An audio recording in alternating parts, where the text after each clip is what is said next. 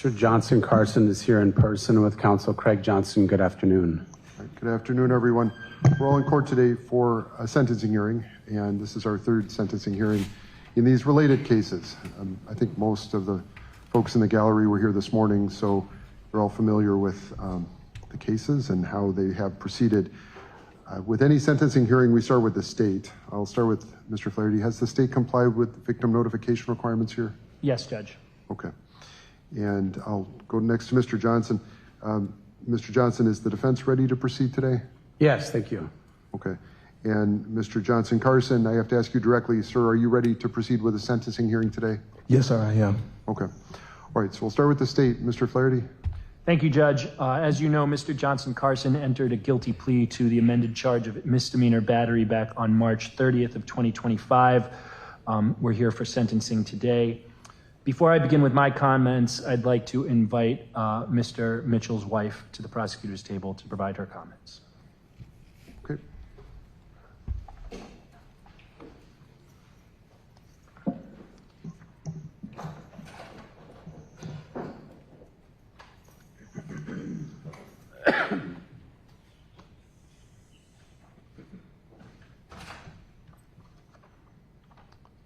Ms. Harmon, if you could please start by stating and spelling your name again for the record. My name is Deasia Harmon, Deasiaharmon.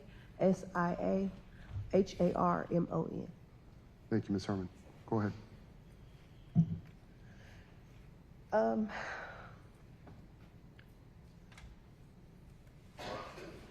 I don't even know really what to say at this point.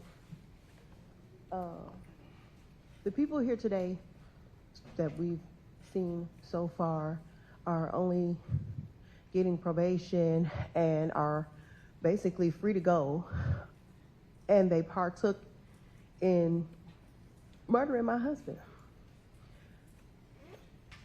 If it was Mr. Johnson-Carson whose life was taken that day, his family would want justice. His family would want more. His family would want the people who partook in those actions that day to get more than just a slap on the wrist.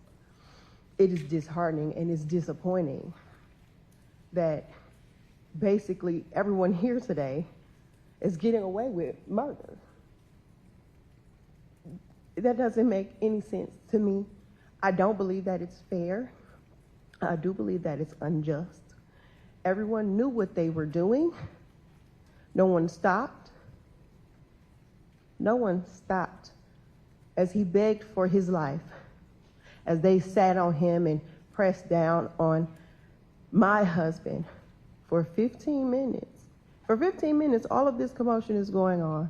All of these people are partaking in actions to where now my husband is no longer alive. My children do not have their father. I don't have my best friend. If it was Mr. Johnson-Carson laying there on the ground, beaten with his ribs broken, his head bust, his family would want more. I want more. And it's just not fair. Thank you. Right, ma'am. Thank you for your statements.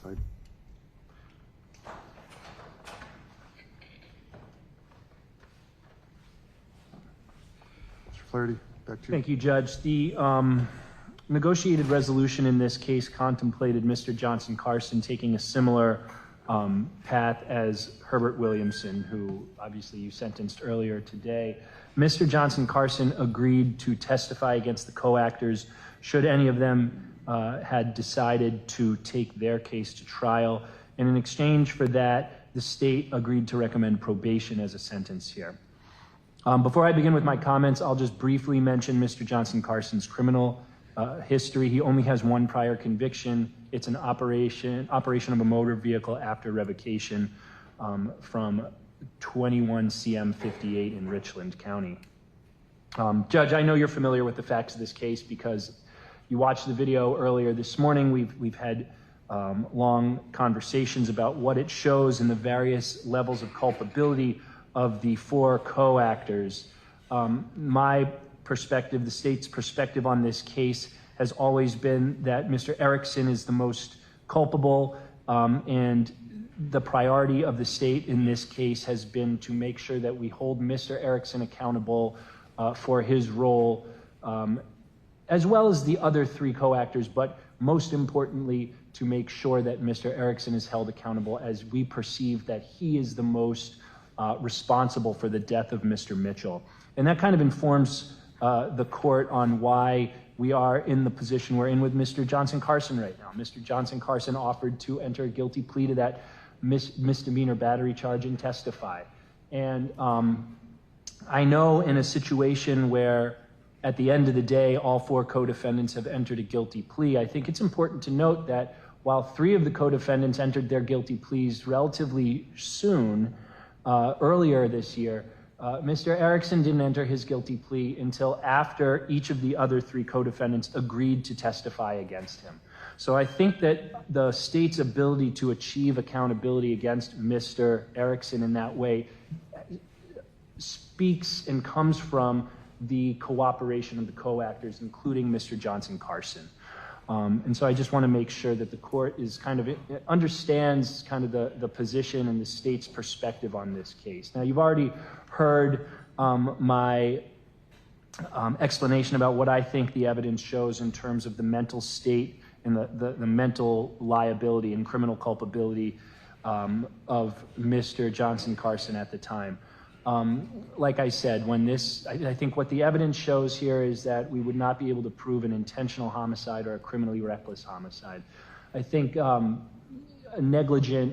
think the behavior is negligent. I think that the co-actors should have been aware of the risk that their conduct posed towards Mr. Mitchell. But as I've said before, negligent homicide without the use of a dangerous weapon is not a crime in the state of Wisconsin, and that's why we are in the position we are in right now. When I look back at the video and think about what it shows in terms of Mr. Johnson-Carson's conduct, his participation in this incident begins at about 3 minutes and 30 seconds into the video that I previously showed, and I'd like to just show a short portion of it again. Beginning at 3 minutes and 30 seconds. So here we see Mr. Turner and the hotel guest dragging Mr. Mitchell out. In the bottom here, we see Mr. Johnson-Carson's hat, and we're about to see him enter the screen here. His role is similar to that of Mr. Williamson, and that is he is not a security guard at the hotel. He is otherwise employed there, but he is not tasked with maintaining security at the hotel. He happens upon this situation, as you can see, and I think you can tell by his stance, he's not really sure what to do in this situation in which he finds himself. But he does ultimately get involved relatively quickly, but he is apprehensive, as you can see.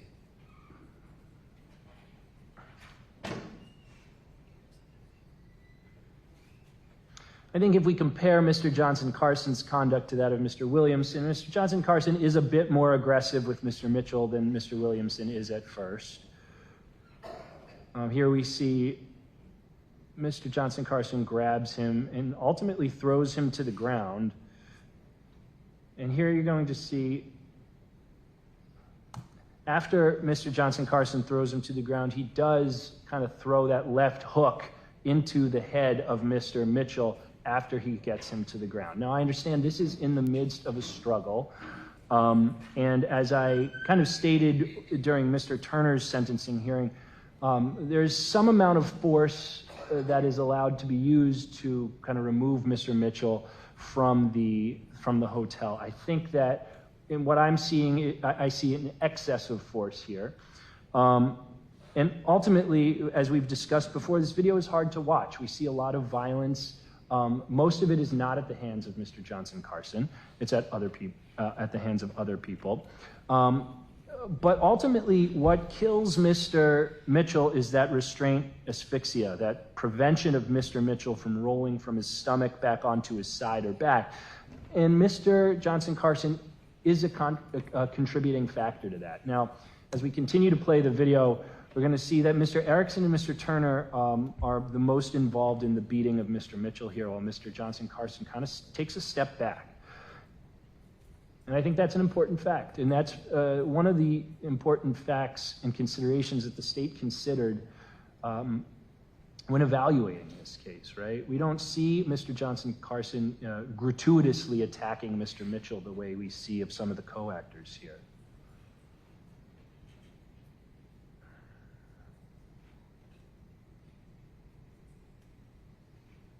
Now, you've seen this before. Now, you just observed Mr. Erickson ask them to come help, right? And I spoke during Mr. Williamson's sentencing hearing about kind of the status relationship between all these men and how Mr. Erickson occupies this position of authority, and he instructs these other two men to come assist him in doing what he does.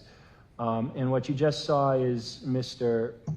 Johnson-Carson respond to that by trying to kind of help control Mr. Mitchell, and then ultimately come and rest on Mr. Mitchell's legs.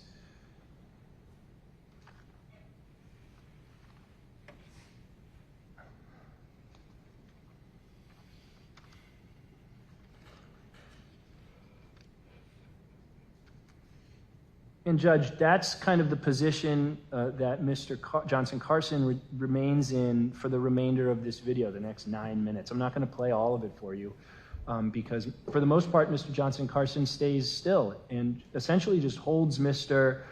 Mitchell's legs there while the others seek to further restrain him. Pausing the video at 6 minutes and 1 second. So you get a sense of kind of the role of Mr. Johnson-Carson in the kind of the physical contributors to the death of Mr. Mitchell there. And when we're talking about restraint asphyxia, like I said, what we're talking about is impeding Mr. Mitchell's ability to roll from his stomach to his back or side. And as the medical examiner stated, you know, Mr. Mitchell might have died even if he had been on his stomach with no force applied to his back, right? And that's why just the holding of Mr. Mitchell in that position is so problematic here. And that's the battery that the state is prosecuting here.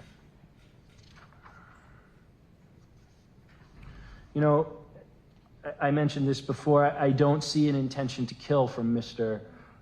Johnson-Carson. I don't see an awareness that what he thought was happening could have resulted in the death of Mr. Mitchell. But it's important to note that his cooperation and his participation in this conduct was one of the contributing factors to the death of Mr. Mitchell. Now, I think that the resolution here is appropriate because it furthered the state's interests in terms of making sure that the state could put the best case possible on against Mr. Erickson. And that's what it did. And ultimately it resulted in Mr. Erickson's conviction, and he'll be held accountable for his role. And so for that reason, the state is in the position of making the recommendation that it has made today. So thank you. Thank you. All right, I'm going to move to the defense now. Mr. Johnson. Thank you. Your Honor, there was a letter that was submitted to the court. I trust the court's had an opportunity to read that, as well as the numerous dozens of character letters and support letters regarding Mr. Johnson-Carson from friends, from family, from other community members who have had an opportunity to know him over the years. They testified to his good character and background, his generally affable and kind nature, frankly. And that's been my experience with him as well. He very much regrets what's happened here ultimately, the death of Mr. Mitchell. He feels remorse for the involvement that he had in that, and feels grief and sympathy for his family. There's a few things that are just, I think, make his situation just slightly different from those of the co-defendants. He's quite a bit younger than just about all of them. He was 23 years old at the time of this incident. He's a high school graduate. He worked at the hotel for about 3 months, 2.5 to 3 months at the time this incident took place. As the state has pointed out, and I think the court has recognized, he was there as a bellman. He's not somebody who's in any way trained to do security, to help with the type of unruly and potentially volatile situation that existed there on that date. He had just gotten off duty, in fact, and had just not yet left the premises when this whole thing erupted. I think it's important to point out that he was really directed by other hotel staff to become involved in this. Teresa Ball is his immediate supervisor. She was the person, I don't know if the court's seen the news clips. This was not on the clips that were shown here, but there's a female at one point who has like a broomstick and hits Mr. Mitchell with it a couple of times. That's Ms. Ball. She also assisted in trying to get him removed from the hotel where he was causing a big scene and a big ruckus. And there were numerous other people who were involved in that, and Ms. Ball was one of them. And she instructed Mr. Johnson-Carson to help them do that, to help them get Mr. Mitchell out. And that's why he became involved at all with the physical removal of Mr. Mitchell from the hotel. And then he does admit that he hit him one time during that scuffle.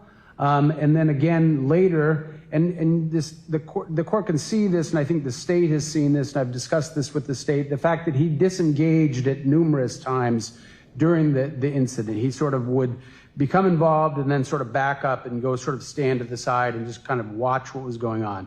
And he indicates that Mr. Erickson was the person who told him to hold Mr. Mitchell's legs because, again, this was an ongoing, and from the perspective of the people involved from the hotel, a volatile situation in which they had to restrain Mr. Mitchell. So the only contact that he had at that point when he was being held down is he's down towards his legs, holding onto his legs. At one point he gets up and then he's directed to do that again. So that was his involvement. He very much is remorseful for the fact that Mr. Mitchell ended up losing his life as a result of this situation. He feels horribly for the family. He understands their grief, and he recognizes that. He does have a good future ahead of him. He's somebody who's got strong family support. He's somebody who's got a good work history. He's back working now. He works in a group home, but he's very interested in pursuing a culinary career and intends to meet with an advisor at MATC later this month and hopes to enroll there to pursue training in the culinary field. He's 24 years old now. He's got, like I said, strong family background, very limited prior record. He's generally been a law-abiding, pro-family, pro-social, pro-community person as he's grown up.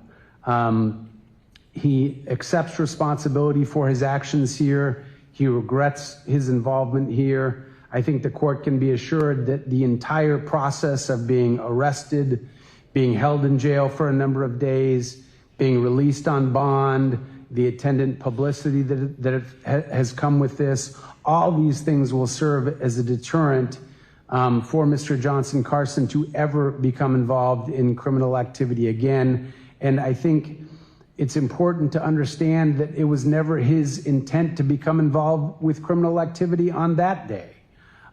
He, along with, I think, everybody involved here, never really, thought of this as a situation where we're going to intentionally try to hurt somebody. They were reacting to a mental health crisis exacerbated by AODA issues that was getting out of hand at the hotel, and they did what they did in reaction to that. I think that the 4 days that he spent in jail after turning himself in the day after the warrant was issued made a big impact on him before his bail could be posted. I think that certainly reinforced the message, if it needed reinforcement, that he should not involve himself in criminal activity again in the future. He was cooperative from the beginning. He made a statement to the police. He indicated to the state through counsel that he was willing to testify at any trial that went on. He was always willing to tell the truth from what he saw, from what he observed, from what he experienced. And he would have done that, you know, from the witness stand if that's what the state asked him to do. I think it's helpful to recognize that he was cooperative and would have done that if called upon to do so.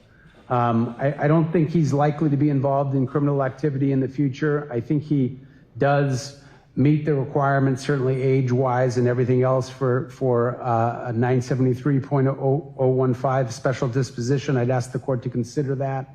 I think his future is bright. I think he wants to express his condolences and remorse and get his life back moving in the direction that it was moving at the time of this very unfortunate and tragic incident. Thank you. Thank you, Mr. Johnson. All right. Mr. Johnson-Carson, this is your chance to speak. Whatever you want to say, sir. Good afternoon, everyone. To those who may not know, my name is Devin Johnson-Carson. I want to begin by giving my deepest and my most sincere condolences to the family of the departed. This tragedy is an incident of something that could have never been foreseen to take place in my life or imagined. I'm not a vengeful man, nor have I ever harbored hate in my heart for any person, I haven't harbored hate for anyone in my life, and I never will. It's so unfortunate that these are the circumstances in which we have crossed paths, in which I have crossed paths with many of you. Nothing brings a pure or more natural feeling of joy to my heart than serving others, being there for others, and sharing my heart with others. I'm sorry. This is why throughout my life, my success has lived in the realms of serving others, such as group home work, assisted living work, and even being part of a family business, bar and grill, which I had discovered and re-sparked my love for kitchen and service work for the community. It's why I had taken the necessary steps, as counsel or my attorney Johnson has said, to go back to culinary this year. It was a plan I had set for myself 2 years ago to bring myself on track and give myself a limit to take that goal and run with it. But I do want to emphasize more than anything, more than whatever message that I could speak from, that I do hold a deep, deep, deep sense of regret and remorse for this tragedy and for the situation. Thank you. All right, thank you, sir. All right, those are all the speakers for this particular case. Thank you, everyone. I'm going to take a moment. I'll explain the sentence in just a moment.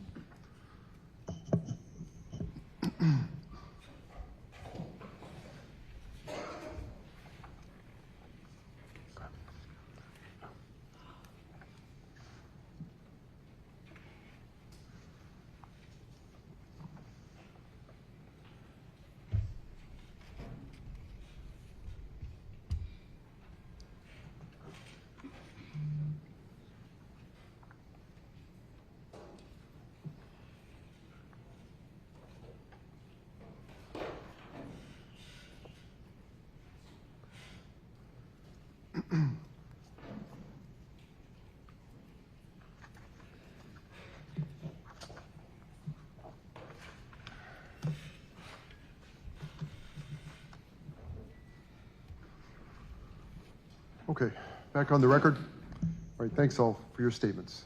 Again, this is still a very difficult day for everyone. I appreciate your patience as we work through these hearings. With any sentence, the court has to order the mandatory parts of the sentence first. And I'll start with that. Here we're talking about a single count of misdemeanor battery. And with that type of offense, Mr. Johnson-Carson, you are required to provide a DNA sample to the state crime lab and to pay a DNA surcharge for this one count. You are advised that if this conviction is reversed, set aside, or vacated, you may qualify to have that DNA sample data expunged if you meet other conditions under statute.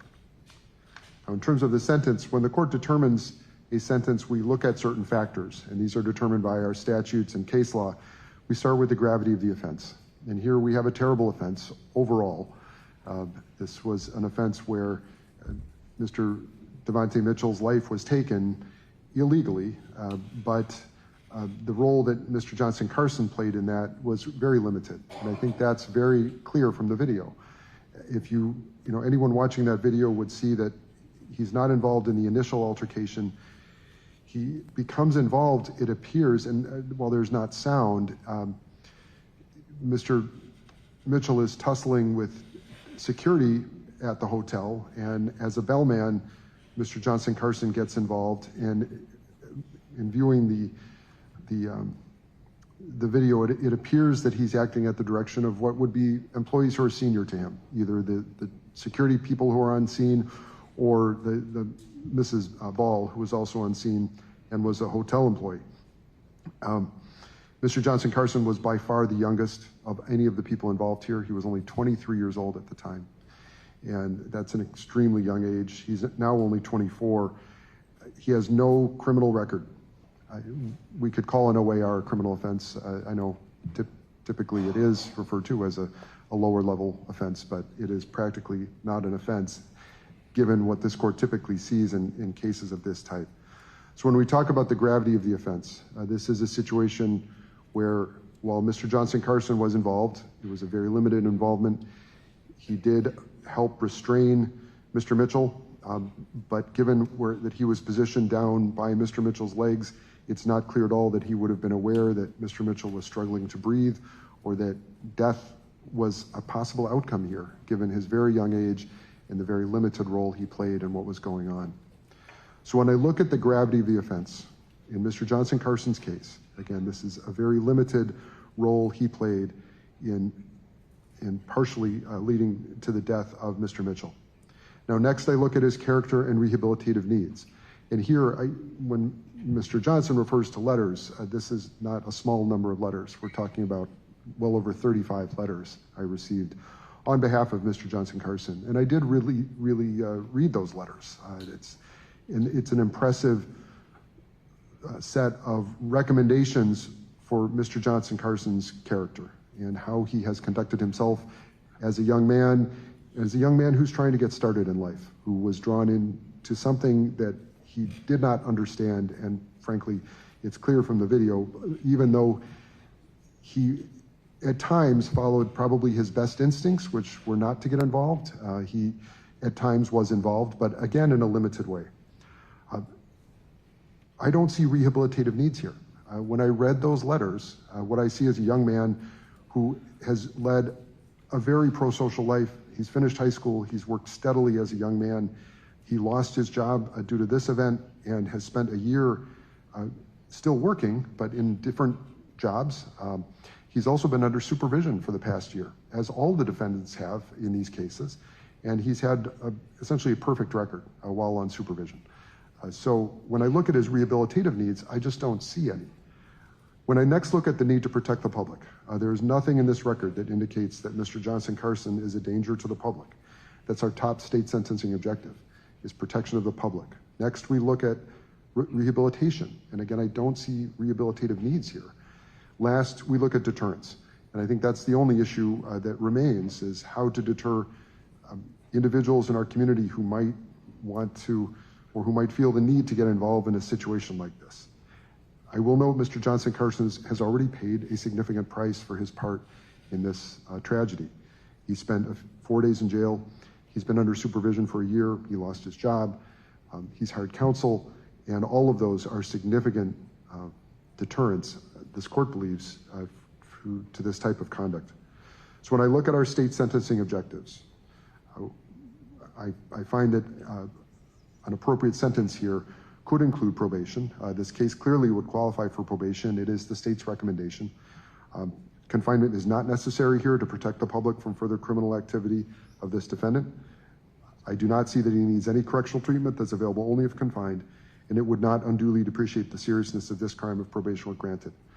So I agree that this case is appropriate for probation. However, I also don't see any probationary needs. There's no rehabilitative guidance needed for Mr. Johnson-Carson. He is doing all the things we would ask a young man to do, and he's been doing them for the last year under supervision, but he was also doing it prior to that, before he was under supervision. So again, given all of these factors and objectives, what the court finds is that a time-served disposition is appropriate here. So the court is ordering that Mr. Johnson-Carson serve 4 days in the county jail. I find he has served those 4 days. He's granted 4 days time-served credit. The court is not ordering any restitution in this case. There is no claim. The court is also not ordering any fines. The court waives all waivable costs. The court does order, though, that Mr. Johnson-Carson pay all mandatory costs, surcharges, and assessments. He's ordered to pay those within 1 year of today's date. Any monetary amounts that remain unpaid when the sentence is completed are ordered reduced to a judgment against Mr. Johnson-Carson for any unpaid balance, and collection can then proceed as provided by statute. Now, the defense also raised the Section 973.015 disposition. We also call that expungement. That is a possibility given Mr. Johnson-Carson's age. Because he was under the age of 25 at the time this offense was committed, he is eligible for expungement if the court finds that it's appropriate. And when the court addresses expungement, we look at 2 factors. First, would it benefit the defendant to obtain expungement of this record in any way? And here, it clearly would benefit Mr. Johnson-Carson. He has no criminal record to speak of, and this would be his only conviction. So he satisfies that first factor. Our second factor is, would it benefit society and the public if Mr. Johnson-Carson were to obtain expungement? And having read through all those letters and having heard from Mr. Johnson-Carson in court and being familiar with the case, I find that it would benefit our society for Mr. Johnson-Carson to be able to fully participate as a citizen in all of the things that citizens can participate in. This case was a case of a very bad judgment exercised by a very young man under terrible circumstances that he could not have planned for, where he was clearly under the influence of much older individuals who were setting the tone for that situation. And so, given all of these factors, I find it would benefit society for Mr. Johnson-Carson to obtain an expungement here. So the court is granting expungement, provided Mr. Johnson-Carson complies with the terms of this order and completes payment of all amounts required within this 1 year time frame. But sir, you do have the right to appeal. Any notice of intent to pursue post-conviction relief must be filed with the clerk of this court within 20 days of sentencing. Your lawyer must continue to represent you until your decision to seek post-conviction relief or not is made. If you wish to seek that relief, your lawyer must file that notice within this 20-day time period. Parties, is there anything I haven't covered? Mr. Flaherty? No, thank you. Okay. And Mr. Johnson? No, thank you. All right. Well, thank you, everyone. That concludes our 3rd sentencing hearing today. We'll be proceeding at about 3 o'clock with the last hearing for the day. We're on break until then. Court is adjourned.